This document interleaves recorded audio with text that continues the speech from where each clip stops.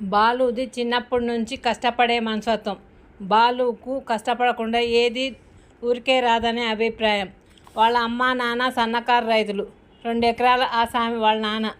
వచ్చిన ఆదాయం మళ్ళా పెట్టుబడిగా తిరిగి పొలంలోనే పెట్టాల్సి వస్తుంది. మళ్ళా వేసే పంట కోసం బొటాపొట్టి డబ్బులతో తిండి ఖర్చులు, ఇంట్లో ఖర్చులు జరుపుకుంటూ వస్తున్నారు. బాలు అమ్మా నాన్నలు వాళ్ళ పనులు కాకుండా వేరే వాళ్ళ పనులు కూడా చేసి వాళ్ళు ఇచ్చిన డబ్బుతో తిండి పదార్థాలతో ఇంటికి తెచ్చేవారు.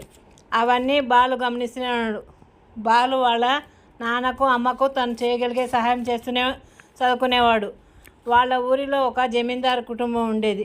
బాలు ఎప్పుడు వాళ్ళ ఇల్లు దాటి వెళ్ళేటప్పుడు తను ఎప్పటికైనా ఇంత పెద్ద ఇల్లు సంపాదించుకుని తను తన అమ్మ నాన్న వాళ్ళతో దర్జాగా బతకాలనుకునేవాడు. అందుకోసం వాళ్ళ అమ్మ నాన్నకు చెప్పకుండా కూడా తను చిన్న చిన్న పనులు చేస్తూ డబ్బులు సంపాదించి ఆ డబ్బులను స్కూల్ ఫీజులు కట్టేవాడు. అలా వాళ్ళ అమ్మ నాన్న తన వలన చదువు వల్ల ఎలాంటి ఇబ్బంది లేకుండా చూసుకునేవాడు. బాలుకు ఫ్రెండ్స్ కూడా బాలులాగే మంచి చెడులు తెలిసిన వారే. బాలుతో పాటు రోజు ఆడుకునేవారు. బాలులాగే చిన్న చిన్న పనులు చేసి వాళ్ళ చదువులకు, బుక్స్కి ఖర్చు పెట్టుకునేవారు. వాళ్లకు ఉన్నవి 2 జతల బట్టలు. అవే వేసుకుని తిరిగేవారు. ఆ బట్టలు పిండి ఆరవేసినా కొద్దిగా దుమ్ము పట్టినట్టు ఉండేవి. ఆ పిల్లలు కానీ వాళ్ళ అమ్మ నాన్నలు కానీ వాటి గురించి ఏమీ ఆలోచించేవారు కాదు. దానివల్ల వాళ్ళ పిల్లలకు వచ్చిన నష్టమేమీ లేదు. కానీ కొంతమంది పెద్దవారు మాత్రం పాతగా ఉన్నాయి, కొద్దిగా మంచి బట్టలు వేసుకోకూడదా అన్నప్పుడు మాత్రం చురుకు తగినట్టు బాధ అనిపించేది.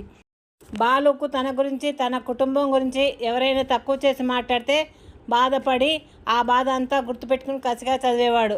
అలాంటి మాటలు బాలుకు బాధ అనిపించి ఇంకా తను కష్టపడి చదవాలనే పట్టుదల పెరిగేది.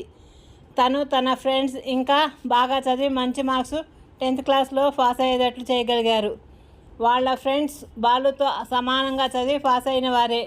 బాలు తర్వాత వెనక్కి తిరిగి చూసుకోకుండా చదువులో ముందుకు వెళ్తూనే ఉన్నాడు. చదువుకోవడానికి సరిపడిన డబ్బులు లేకున్నా డబ్బులు అడ్జస్ట్ చేసుకుంటూ ఫీజులు కట్టి చదువు అయిపోయే వరకు ఈవినింగ్ మార్నింగ్ ఏదో ఒక చిన్న చిన్న పనులు చేస్తూ డబ్బులు సంపాదిస్తూనే చదువును కంప్లీట్ చేయగలిగాడు.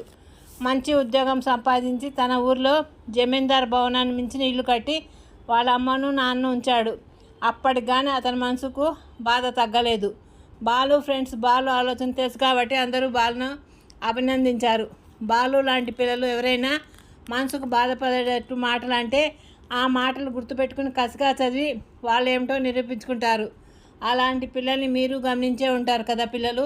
గుడ్ నైట్ పిల్లలు. నా కథలు నచ్చినట్టు లైక్ చేయండి, షేర్ చేయండి, సబ్స్క్రైబ్ చేయండి.